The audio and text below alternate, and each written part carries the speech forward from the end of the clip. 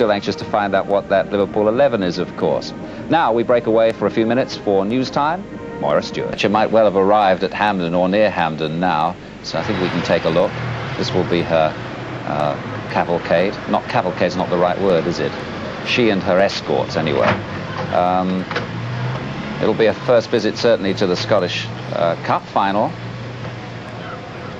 She has, of course, attended the final here at Wembley in the past. So an interesting afternoon for Mrs. Thatcher.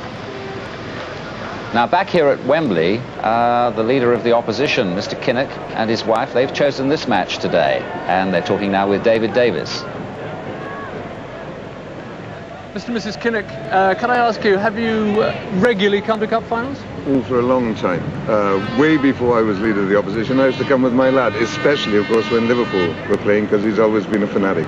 So we know, I think we can perhaps tell which side you're supporting today. Yes, I think the allegiance is clear today. I've always been a Liverpool supporter, so... But you're rugby people, for goodness sake, aren't you? Yes, but for some reason or other, you know, you adopt clubs when you're a kid. I've been supporting Liverpool since they were in Division 2. That's how old I am.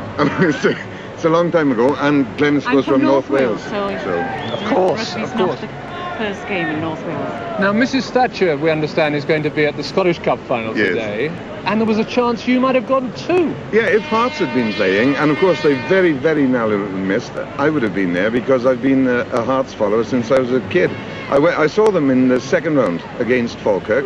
Excellent game, and our boys were on the way through, but for that last couple of minutes, of course, Hearts would have been in, and I would have been going to the Scottish Cup final. That would have been some coincidence.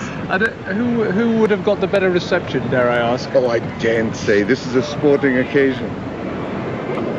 Mr. Kinnock, a regular visitor to Wembley. He was here for the League Cup final, Rugby League Cup final, that is, 2 weeks ago. Now, it's a gorgeous day here in London. The forecast a couple of days ago was that we might have a spot of rain, but it's warm and sunny. It always seems to be on Cup final day. There's the Wimbledon bus. They're about, I should think, about 10 minutes away from arriving at the gates here now, which leaves us just about time to tell the story of Wimbledon. Wimbledon, of course, has always been a famous name in sport, but not for football.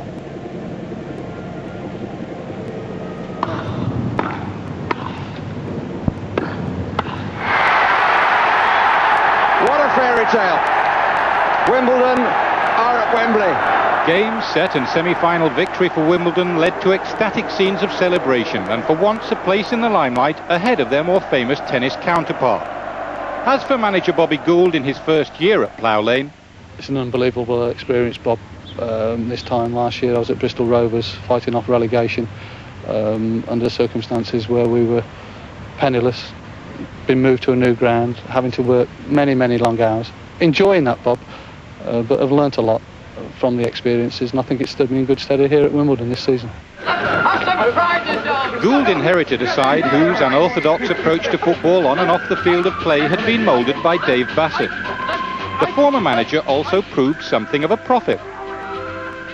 Looking at it from the point of view, if I was Donnell or Bobby Robson said to me, what about John Fashionary, I would say, no, you're not good enough for England.